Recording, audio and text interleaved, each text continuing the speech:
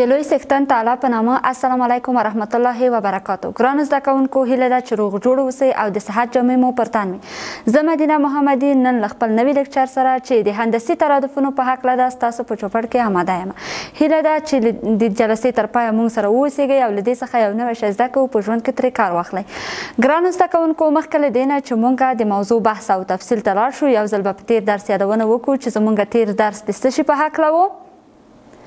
ډېر ښه، د حسابي ترادفونو په هکله و چې موږ حسابي ترادفونه چې یو ډول د ترادفو څخه و هغه مو ولوسته. تعریف، مثالو او شرایطو سره موږ اشنایي حاصله کړه او همچنان موږ حسابي ترادف ولوست چې د ترادفونو د دوه پرله پسې حدونو ترمنځ که ګډ توپیر یو ثابت عدد واوسیږي یا ډي واوسیږي، هغې ته موږ حسابي ترادف ویلی. همچنان په دې درس کې موږ د حسابي ترادف د انوم حد پیدا کول او ټاکل او همچنان د هغې د هغه وسطي حد ټاکل موږ په دې درس کې ولوسته. هیله ده چې تاسو په هغې کې کومه ستونزه ونه لرئ. نو د نن موضوع به هم زه تاسو ته معرفي کړم. ټولګی 11 دی، مضمون مو ریاضي دی، موضوع هندسي ترادفونه دي چې یو ډول د ترادفو څخه دی او موخه زموږ د دې د درس د لوستلو څه ده ګرانو زده کوونکو؟ د هندسي ترادفونو پیژندل دي او دا چې په ورځني ژوند کې څه ګټه لري او څه فایده لري، موږ ولې هندسي ترادفونه وایي، د دې پیژندل دي. نو ګرانو دوستانو، د جلسې تر پایه پورې موږ سره واوسیږئ تر څو هندسي ترادفونه په پوره توګه سره تاسو وپیژنئ. ګرانو دوستانو، موږ به راشو مخکې له دې نه چې هندسي ترادفونه په پوره ډول سره تشریح کړو. تاسو په دې سلایډ کې دا انځور چې وینئ، په دې کې هم هندسي ترادف ډېر په واضح توګه سره بیانېږي. ګران دوستانو، دلته دا بلوکونه چې تاسو وینئ په ډېر منظم او سلسله ردیف سره ایښودل شوي دي. ګرانو دوستانو، بلوکونه داسې یو موضوع ده چې موږ په ورځني ژوند کې ډېر هغې سره سروکار لرو. د تعمیر، د ځایونو د ساختماني مسایلو کې له بلوک څخه ډېر کار اخیستل کیږي. نو ګرانو دوستانو، موږ که دا په نظر کې ونیسو، تاسو فکر وکئ که په لومړي قطار کې د دې بلوکونو فرض مثال فکر وکئ چې 20 بلوکه کار شوي دي، په دویم قطار کې یا په دویم ردیف کې د دې 40 بلوکه کار شوي دي او په دریم کې د فرض مثال فکر وکئ چې 80 بلوکه کار شوي دي. نو کله چې موږ د دغه بلوکونو د هر قطار مجموعه لاسته راوړو چې په هر قطار کې څومره بلوکونه کار شوي دي یا هم په مجموعه ډول سره دا څومره بلوکونه کار شوي دي یا هم څو قطار دي دا بلوکونه، نو دا ډیر وخت زموږ نیسي او ستونزې سره مخامخ کیږو، صحیح نتیجې ته هم نه رسیږو. نو ګرانو زده کوونکو، د هندسي ترادف په واسطه سره موږ ډیر ښه کولی شو چې په اسانه توګه د دې بلوکونو قطارونه یا هغه حدونه چې دي هغه ترلاسه کړو او همچنان د دې مجموعه ترلاسه کړو چې دا هندسي د بلوکونو کې په مجموعه ډول سره څومره بلوکونه یعنې کار شوي دي. ښه ګرانو دوستانو، اوس به په ریاضیکي اصطلاح کې ووایو چې هندسي ترادف یعنی څه؟ هندسي ترادف هغه ترادف چې دوه پرله پسې حدونه ترمنځ نسبت یو ثابت عدد یعنی کیو وي، د هندسي ترادف په نامه یادیږي. ګرانو دوستانو، ستاسو په فکر کې، ستاسو په نظر کې شاید واوسیږي لکه څنګه چې موږ حسابي ترادفونه ولوسته چې د دوه پرله پسې حدونو ترمنځ یې ګډ توپیر ډي و، یو ثابت عدد و. خو په هندسي ترادف کې ګډ توپیر موجود نه دی، ګډ نسبت موجود دی. کله چې د ترادفونو د دوه پرله پسې حدونو ترمنځ ګډ نسبت یو ثابت عدد واوسیږي یعنی کیو واوسیږي چې په کیو سره ښودل کیږي، نو دا څه دی ګرانو دوستانو؟ هندسي ترادف دی. تاسو په ذهن کې شاید د ټولو سوال یا پوښتنه رامنځته شوې وي چې هندسي ترادف موږ څنګه تشکیلولی سو یا هندسي ترادف موږ څنګه لیکلی سو او دا ګډ نسبت چې د کیو په حرف سره یې موږ ښایو دا څنګه تشکیلولی سو؟ نو ګرانو دوستانو، په ګډه به دا سره ووایو چې موږ هندسي ترادف د حسابي ترادف په څیر څنګه کولی شو یو هندسي ترادف وټاکو. ګرانو دوستانو، لومړی له هر څه به زه تاسو ته ګډ نسبت یا کیو وښیم چې موږ څنګه کولی سو په هندسي ترادف کې کیو یا ګډ نسبت پیدا کړو. په حسابي ترادف کې ګرانو دوستانو موږ وویل چې ګډ توپیر چې موږ پیدا کوو، لومړی حد جمع د ګډ توپیر یا ډي مو کوله. خو په هندسي ترادف کې ګرانو دوستانو ګډ نسبت موږ په کوم حرف سره ښیو؟ په کیو سره ښیو. نو دا ګډ نسبت کله چې ګرانو دوستانو موږ پیدا کوو څه کوو؟ هغه لومړی حد یعنې یو لومړی حد د ترادف څه کوو؟ ضرب په کیو کې کوو، ضرب د ګډ نسبت یې کوو. نو دلته موږ ته د ترادف کوم حد پیدا کیږي دویم حد مونږه لاسته راوړی شو ګرانو دوستانو. او کله چې مونږه دویم حد دریم حد ترادف پیدا کوو نو څه کوو ګرانو دوستانو؟ همدا لومړی حد ضرب په کیو مربع کې کوو نو مونږ ته څوم حد ترادف راکوي؟ دریم حد ترادف راکوي. کیو مربع هدف دا دی ګرانو دوستانو، یعنی کیو ضرب په کیو کې کله چې کیو ضرب په کیو کې سي نو مونږ ته کیو مربع راکوي. هغه اختصاري جنبندي حالت مونږ لیکو. کله چې وغواړو بل حد ترادف پیدا کړو نو څه کوو؟ یو ضرب په کیو مکعب کې کوو نو موږ ته کوم حد ترادف راکوي؟ څلورم حد ترادف راکوي. او همداسې ګران دوستانو ادامه پیدا کوي تر څو چې یو هندسي ترادف څه شي؟ تشکیل سي. ښه ګرانو دوستانو، اوس تاسو په ذهن کې دا پوښتنه رامنځته شوې شاید وسي ښایي چې دلته موږ د هندسي ترادف د رامنځته کولو لپاره لومړی حد ضرب په کیو کې کوو، دا ګډ نسبت کې ښایي ګډ نسبت څنګه لاسته راوړو؟ ګرانو دوستانو د ګډ نسبت پیدا کولو لپاره تاسو فکر وکړئ چې د ترادف هغه لومړی حد په ای ان وښیو، هغه وروسته له هغې نه چې کوم حد راځي ای ان مثبت یو باندې یې وښیو. نو موږ په حسابي ترادف کې له دویم حد څخه مو اول حد تفریق کوو، اما په هندسي ترادف کې څه کوو ګرانو دوستانو؟ نسبت په دې معنی چې دویم حد تقسیم پر اول حد کوو، یعنی ای ان مثبت یو چې دویم حد راځي تقسیم پر ای ان کوو په لومړي حد. نو موږ ته څه لاسته راځي؟ کیو یا ګډ نسبت ګرانو دوستانو موږ ته لاسته راځي. اوس تاسو وپېژندل چې موږ هندسي ترادف څنګه رامنځته کوو او همچنان په هندسي ترادف کې کیو یا هغه ګډ نسبت څنګه لاسته راوړو. په مثال کې به ګرانو دوستانو موږ او تاسو سره کار کړو، هغې کې تاسو په ډېر وضاحت او په ډېر ساده توګه سره کولی شئ هندسي ترادف وپېژنئ او تشکیل یې کړئ. ګرانو دوستانو دلته مثال کې موږ ته ویلي دي چې ترادف راکړی د 96 اتهڅلوېښت څلېرویشت 12 شپږ او همداسې ادامه لري. هندسي ترادف په پام کې ونیسئ، ګډ نسبت یې په لاس راوړئ. ګرانو دوستانو موږ ګډ نسبت یا کیو وښوده چې څنګه یې لاسته راوړلی شو. نو دلته یې موږ ته ترادف راکړی دی، ویلي دي چې دې ترادف هندسي ترادف کې تاسو یې ګډ نسبت یا هغه کیو لاسته راوړئ. نو په ګډه سره به دا مثال موږ او تاسې کار کړو او په دې مثال کې به هغه ګډ نسبت یا ګډ توپیر لاسته راوړو چې څنګه ګډ توپیر موږ په دې مثال کې پیدا کړو. ګرانو دوستانو څه ده؟ لومړی مثال ده. لومړی مثال ترادف هندسي ترادف ګرانو دوستانو موږ ته څه راکړی ده؟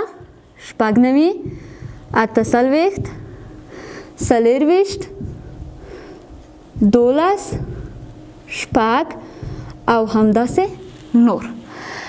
دا هندسي ترادف ګرانو دوستانو موږ ته راکړی دی، ویلي دي چې دې کې ګډ نسبت یا کیو پیدا کړي. نو ګرانو دوستانو کله چې موږ کیو پیدا کوو هغه دویم حد چې ای ان مثبت یو ده تقسیم پر لومړي حد هم کوو. اوس دلته هم هماغسې ګډ نسبت پیدا کوو. کیو مساوي کیږي دویم حد زموږ څو ده؟ 78 ده. 78 اول حد څه ده؟ 96 تقسیم پر 96. دا اختصاروو ګران دوستانو، یو 78 78 2 78 96 نو مساوي کیږي یو پر 2. بیا ګډ نسبت مونږ پیدا کوو، د بل حد کیو مساوي کیږي دریم حد څو ده ګرانو دوستانو؟ ډېر ښه 40 تقسیم پر څو؟ دویم حد چې څو ده؟ 78. دا هم اختصاروو ګران دوستانو، یو 40 2 40 78 مساوي کیږي پر یو پر 2. بیا هم کیو یا ګډ نسبت ګران دوستانو پیدا کوو. زموږ څلورم حد څو ده ګرانو دوستانو؟ ماشاءالله 12 ده. 12 تقسیم پر څو و؟ مخکینی حد یې 40 ده. بیا هم اختصاریږي یو 12 12 2 12 هم 40 مساوي کیږي یو پر 2. نو له دې څخه ګرانو دوستانو معلومیږي چې دلته دا هم ګډ نسبت یو پر 2 ده، دویم ګډ نسبت هم یو پر 2 ده، دریم ګډ نسبت هم یو پر 2 ده. له دې څخه معلومیږي کله چې د ترادفونو یا د هندسي ترادف د دوه پرله پسې حدونو ترمنځ هغه ګډ نسبت یو ثابت عدد اوسیږي نو هغه څه ده؟ هندسي ترادف ده. چې دلته مونږ ثبوت کړله په دې مثال کې چې دا ګډ نسبت تاسو ګورئ په هر یوه کې یو پر 2 یو ثابت عدد دی. نو له دې څخه ګرانو دوستانو معلومیږي چې دا څه دی؟ یو هندسي ترادف دی ګرانو دوستانو. ښه رابسو بلې موضوع ته. یادونه کیو کله چې له یو څخه لوی اوسیږي د دې لپاره ترادف متزاید دی. کله چې کیو له یو څخه کوچنی اوسیږي د دې لپاره ترادف متناقص دی. او کله چې کیو مساوي یو ته اوسیږي د دې لپاره ترادف ثابت ترادف په لاس راځي. ګرانو دوستانو لکه څنګه چې موږ په حسابي ترادف کې ولوسته ګډ توپیر یا ډي کله چې له یو څخه لوی اوسېده هغه متزاید حسابي ترادف و او کله چې ډي له یو څخه کوچنی و هغه متناقص حسابي ترادف و.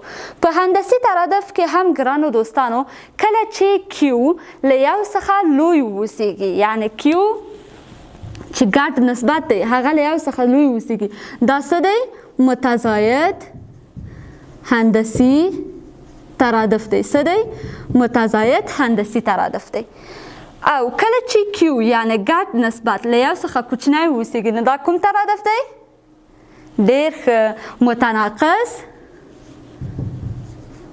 هندسي ترادف دی. متناقص هندسي ترادف. او همچنان کله چې کیو یا ګډ نسبت مساوي یو ته اوسیږي نو دا کوم ترادف دی؟ ماشاءالله ثابت هندسي ترادف دی. کوم ترادف دی؟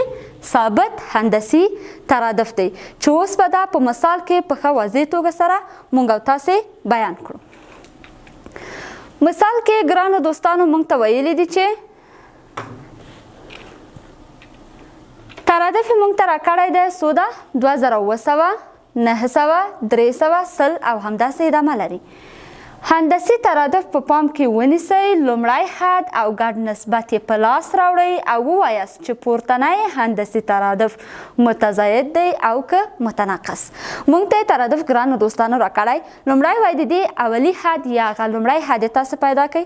دویم قدم کې تاسو څه وکړئ د دې ګډ نسبت یا کیو پیدا کړئ او په دریم قدم کې تاسو دا ووایئ چې آیا کیو که یو څخه زیات اوسیږي یا کم اوسیږي یا مساوي اوسیږي نو دا کوم یو ترادف دی؟ متزاید دی متناقص دی که ثابت دی؟ دا به موږ او تاسې په ګډه سره په تختې کې حل کړو او نتیجه به یې په لاس راوړو. ښه ګرانو دوستانو اوس دا مثال به موږ په ګډه سره کار کړو چې د دې لومړی حد څه ده ګډ نسبت یا کیوي څه ده او دا له کوم نوع ترادف څخه ده. آیا متزاید هندسي ترادف ده متناقص ده او که ثابت ده؟ موږ ته یې ګرانو دوستانو دا څوم مثال ده چې کار کوو دویم مثال ده. نو دې مثال کې موږ ته ترادف راکړی 2700 900 300 100 او همداسې نور. په دې ترادف کې وایي لومړی حد کوم ده؟ لومړی حد دلته ګران دوستانو څو ده 2700 ده. دلته لومړی حد یا یو مساوي څو ته ده 2700 ته ده. نو ګرانو دوستانو کله چې کیو یا ګډ نسبت موږ پیدا کوو دویم حد تقسیم دی اول حد کوو کیو مساوي کیږي. دویم حد څو ده ګران دوستانو؟ ډېر ښه 900 تقسیم پر څو 2700 2 صفره له 2 صفره سره اختصاریږي یو 9 9 3 9 22 مساوي کیږي یو پر 3. بیا کیو یا ګډ نسبت ګرانو دوستانو څو ده 300 تقسیم پر 900 300 تقسیم پر 900 2 صفره له 2 صفره سره اختصاریږي یو 3 3 3 3 هم 9 مساوي کیږي یو پر 3. نو ګرانو دوستانو دلته وګورئ زمونږ ګډ نسبت څه ده هغه یو پر 3 ده او یو پر 3 چې ده دا له یو څخه سره ګرانو دوستانو کوچنی ده. کله چې له یو څخه کوچنی ده نو دا کوم نوع ترادف ده ګرانو دوستانو؟ ډېر ښه متناقص هندسي ترادف دی. متناقص هندسي ترادف دی ځکه چې له یو څخه کوچنی دی ګرانو دوستانو. ښه بله موضوع ته به ګرانو دوستانو راسو چې زمونږ بله موضوع په هندسي ترادف کې څه ده. ګرانو دوستانو لکه څنګه چې موږ په حسابي ترادف کې د ان حد ټاکل ولوستل په هندسي ترادف کې هم موږ کولی شو چې ان حد وټاکو. لکه څنګه چې موږ په څومره قطارونو کې مثال مې چې تاسو ته درکړه لکه بلوکونه چې ول هغو بلوکو څخه موږ کار اخلو. دا بلوکونه په هر قطار کې څومره بلوکونه موجود دي د دې هر قطار معلومولو لپاره موږ د هندسي د ترادف د ان حد ټاکلو فورمول څخه ګران دوستانو څه کوو کار اخلو. د دې فورمول په واسطه سره موږ د هغو حدونه معلومولی شو یا قطارونه یې معلومولی شو. فورمول ده چې ا ان مساوي کیږي ا ضرب کیو په توان د ان منفي یو. له دې فورمول څخه ګرانو دوستانو موږ په دې کې کار اخلو. مثال د لاندې هندسي ترادف شپږم حد پیدا کړئ. موږ ته یې ترادف راکړی هندسي ترادف. شپږم حد کې موږ څومره اجناس لرو یا څومره عددونه دي نو هغه به موږ او تاسې په ګډه سره کار کړو ګرانو دوستانو. اوس په هندسي ترادف کې د انوم حد ټاکل فرمول څه شی ده ګرانو دوستانو؟ ان مساوي کیږي ا یو ضرب کیو په توان د ان منفي یو. له دې فرمول څخه موږ او تاسې کار اخلو. ګرانو دوستانو دلته موږ ته مثال راکړی ده چې 5 منفي 10 شل او منفي 40 او همداسې نور. دې مثال کې وایي تاسې شپږم حد د ترادف ګرانو دوستانو پیدا کړئ. لومړی به موږ ووایو چې د دې ترادف لومړی حد څو ده ګرانو دوستانو؟ ډېر ښه 5 ده او کیو یا ګډ نسبت به د دوی موږ پیدا کړو. 10 تقسیم د 5 څو کېږي؟ 2 کېږي. علامه منفي ده منفي 2 نو ګډ نسبت د دوی څو ده؟ منفي 2 ده ګرانو دوستانو. او بل ان یا هغه تعداد د حدونو چې موږ ته یې ښودلی ده څوم حد یې ښودلی ده؟ شپږم حد یې ښودلی. نو دا شپږم حد به موږ په همدې فرمول کې څه کړو؟ پیدا کړو ګرانو دوستانو. ا ان زموږ مساوي کېږي یا ا شپږ هم ورته ویلی سو مساوي کېږي. لومړی حد د ترادف څو ده؟ 15 ده ضرب کیو زموږ څو؟ منفي 2 ان مو څو ده؟ شپږ منفي یو. ښه شپږ یا ان مساوي کېږي 15 خپله اخلو منفي 2 هم خپله شپږ نه چې یو لاړ سي 15 شپږ مساوي کېږي 15 خپله کله چې منفي 2 په 5 توان باندې پورته ویسو منفي 22 شپږ مساوي کېږي دا سره ضربوو مثبت ضرب په منفي کې منفي 5 12 لس صفر یو حاصل 5 درې 15 یو حاصل 14 یو سلو منفي یو سلو شپېته یعنی د شپږو حدونو مجموعه د دوه څو ده ګرانو دوستانو؟ منفي یو سلو شپېته ده. راځو بلې موضوع ته ګرانو دوستانو چې هغه څه ده زموږ بله موضوع؟ هغه په هندسي ترادف کې د وسطي حد پیدا کول دي ګرانو دوستانو. موږ څنګه کولی شو په هندسي ترادف کې وسطي حد یا مابیني حد پیدا کړو ګرانو دوستانو؟ فرمول دا چې ام مساوي کېږي تحت جذر د دویم ا ضرب په بي کې. مثال یې ویلی ده د 3 او 12 عددونو هندسي وسط پیدا کړئ. ښه ګرانو دوستانو موږ به دا په ګډه سره حل کړو چې څنګه کولی سو د هندسي ترادف هغه وسطي حد پیدا کړو.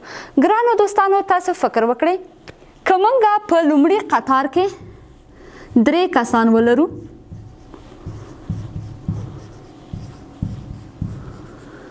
په دویم قطار کې او دریم قطار کې دریم قطار کې فکر وکړئ ګرانو دوستانو چې څو کسان دي؟ 12 کسان دي. څو کسان؟ 12 همداسې ادامه لري تر 12 کسانو پورې. نو دغه دویم قطار کې څومره کسان موجود دي؟ د دې پیدا کولو لپاره موږ له وسطي حد د ترادف کار اخلو. که دا موږ په ا باندې وښیو وسطي حد په ام باندې وښیو او آخر حد په بي باندې وښیو نو کله چې دا میډیم یا وسطي حد موږ پیدا کوو ګرانو دوستانو نو څه کېږي؟ ام مساوي کېږي تحت جذر ا ضرب بي کې. نو همدې کې اوس ګران دوستانو موږ مثال حل کوو. څوم مثال دی؟ دریم مثال دی. دلته ام مساوي کېږي موږ ته یې ویلي دي د 3 او 12 عددونه هندسي وسط پیدا کړئ. 3 ضرب په 12 کې 3 ضرب په 12 کې څو کېږي؟ 14 کېږي او د 14 هغه دویم جذر مربع ګرانو دوستانو څه ده؟ 6 ده. نو د دې میډیم یا وسطي حد چې دا په دویم قطار کې وسطي قطار کې څو دي؟ 6 کسانه موجود دي. دا موږ او تاسو ګرانو دوستانو لاسته راوړو. ښه ګرانو دوستانو زموږ او تاسو نننی درس و د هندسي ترادف په هکله و. هیله ده چې یو نوی څیز مو ترې زده کړی وي او په ورځني ژوند کې ورڅخه کار واخلئ. هندسي ترادف به یو خلاصه‌ګیري کړو ګران دوستانو چې هندسي ترادف څه دی؟ هندسي ترادف کله چې د یو ترادف د دوه پرله پسې حدونو ترمنځ ګډ نسبت یو ثابت عدد یا کیو وسیږي هغې ته هندسي ترادف ویل کېږي. کله چې کیو له یو څخه لوی و هغې ته متزاید هندسي ترادف، کیو له یو څخه کوچنی و متناقص هندسي ترادف او کیو مساوي یو ته و هغې ته ثابت هندسي ترادف ویل کېږي. د هندسي ترادف د ګډ نسبت پیدا کول، د هغه ترادف تشکیل هم موږ ولوسته، انوم حد پیدا کول او وسطي حد پیدا کول دا ټول موږ ولوسته. هیله ده چې تاسو ورکې ستونزه ونه لرئ. نو ګرانو دوستانو ستاسو کورنۍ دنده چې ده هغه د 122 پاڼې د تمرین حل دی چې تاسو به هغه په کورونو کې حل کوئ او هیله ده چې ورکې ستونزه ونه لرئ. ګرانو دوستانو د هندسي ترادف د عملي شکل د ښودلو لپاره یو ساده مثال زه تاسو ته کار کوم چې هغه شطرنج دی. انشاءالله تعالی چې دې کې هم تاسو ستونزه ونه لري. ګرانو دوستانو مونږ د هندسي ترادف یو بیلګه تاسو ته په ډېر ساده مثال سره په عملي توګه تاسو ته ښایم. هیله ده چې یو څه ترې زده کړئ. ګرانو دوستانو تاسو دا شطرنج ګورئ چې د شطرنج هر یو خانه په جدا توګه څنګه منظم ډول باندې تنظیم شوی ده. فرض مثال فکر وکړئ که د دې شطرنج په لومړۍ خانه کې مونږ 2 لوبیاوې ولرو. په دویمه خانه کې ګرانو دوستانو تاسو فکر وکړئ چې د هغې 2 چنده یعنې 4 لوبیاګانې ولرو. په دریمه خانه کې د هغې 4 2 چنده یعنې 8 لوبیاګانې موږ ولرو. نو تقریبا تاسو ګرانو دوستانو فکر وکړئ چې د دې هره خانه کې موږ د هغې 2 چنده لوبیاګانې ولرو. تر آخره حده پورې د دې شطرنج تقریبا 4 شپېته خانې دي. د دې 4 شپېتو خانو تر آخره پورې که موږ د دې 2 چنده لوبیاګانې کېږدو نو دا به زموږ زیات وخت ونیسي چې دا موږ معلومه کړو چې په دې ټول شطرنج کې هره خانه کې څومره لوبیاګانې موجود دي او د دې حدونه څومره دي او هغه مجموعه یې څومره ده یا وسطي مجموعه د دوی څومره ده. نو د دې لپاره د هندسي ترادف ډیره یوه ښه مؤثره موضوع ده چې د هغې د فرمولو په واسطې سره موږ کولی شو په ډیره اسانۍ توګه سره دا موضوعات حل کړو او په ورځني ژوند کې هم ورڅخه کار واخلو. هیله ده چې یو څه مو ترې زده کړي اوسي. ګرانو دوستانو زموږ نننی درس همدا و. هیله ده چې ورکه تاسو ستونزه ونه لرئ. تر بلې جلسې چې زه بیا ستاسو درانه چوپړ کې حاضرېږم تاسو په لویه بخښونکي خدای سپارم. الله مو مل شه.